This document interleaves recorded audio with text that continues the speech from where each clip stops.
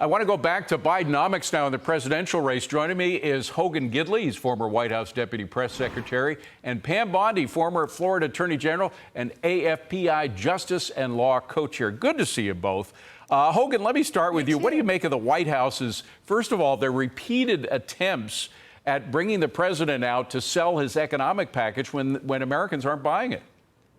Yeah, no one's buying it because we know we're paying more for gas and for groceries. And first of all, the name is stupid. They added economics at the end of his name as if that was some revolutionary thing. Reagan did it decades ago, for heaven's sakes. But how beautiful was it that as soon as they tie this failed economy to Joe Biden, we get a downgrade, obviously, rating.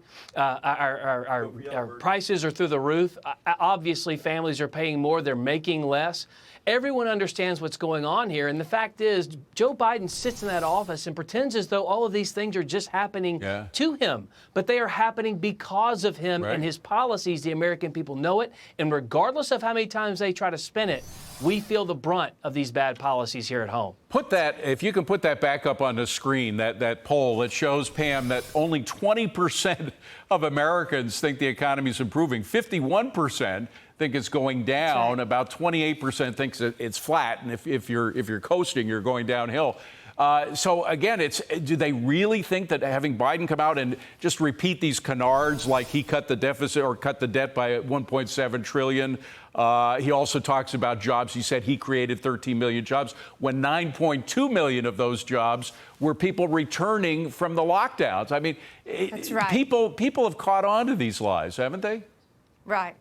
They were the 4.9 million jobs that Donald Trump created. Exactly. That's exactly what it was. 9.4 million, not 4.9. 9.4. Right. No, I'm sorry. 9.4. Yeah, I had a little dyslexia there. 9.4. And, you know, it's so funny because people get this, and it's like Hogan said. Actually, it's what Steve Forbes said. They want to make it so bad for America if they lose in 2024 that it's going to be impossible to fix. But we know, Americans know, that under President Trump, we had the greatest economy ever.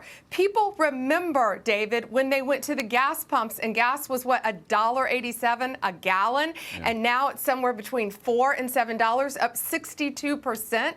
People who want to buy a home know that a mortgage rate now is what, 7% going up, and then a 30-year fixed mortgage rate was 2.65. Remember those days under Donald Trump? And we can have those days again. And really, that single mom who's going to the grocery store to buy diapers, to buy bread for her family, when the cost of groceries has gone up so much, that's what Americans see, and that's what they're going to remember, no matter what Biden economics, that stupid name, whatever they continue to say and call it. And Hogan, it's not just about economics either. I mean, he just makes up stuff that he doesn't need to do. He just did it again in Milwaukee. I think it was on Tuesday. Yep. He was talking about the bridge that went down in Pittsburgh, and he had a pre-planned visit to Pittsburgh, and he said the following. I think we have the soundbite. Roll tape.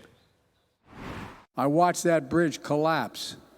I got there and saw it collapse with over 200 feet off the ground going over a valley.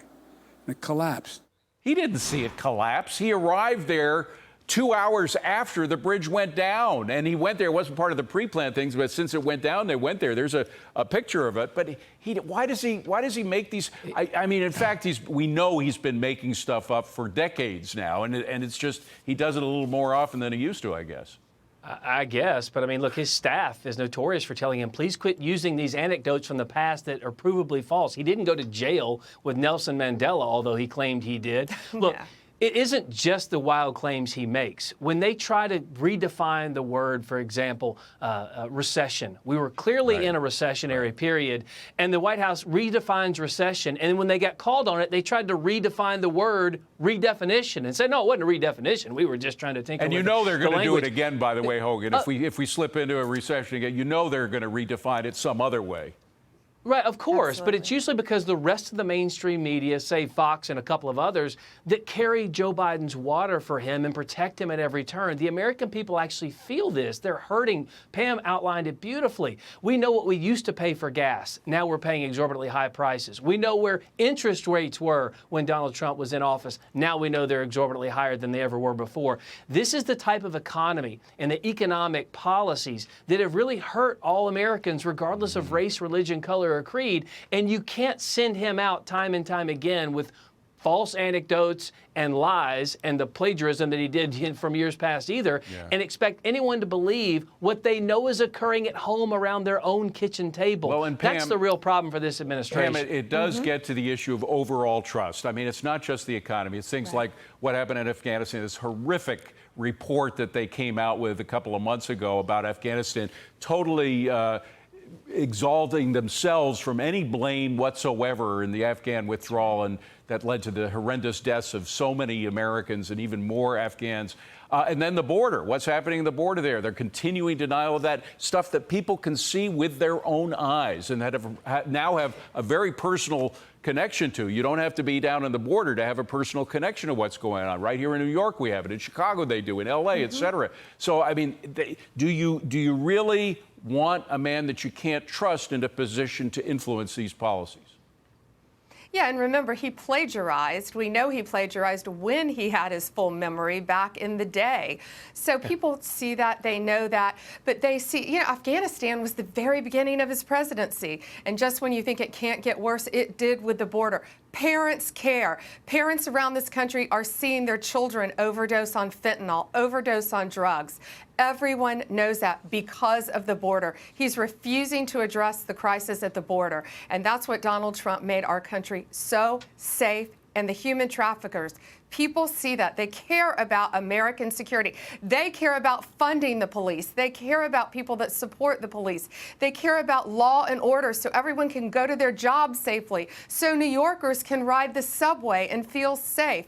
So we have NYPD officers and officers on the street around this country. That's what Americans care about, and they're going to remember in 2024. Pam, Bondi, Hogan Gidley, good to see you both. Thank you for being here. Appreciate it.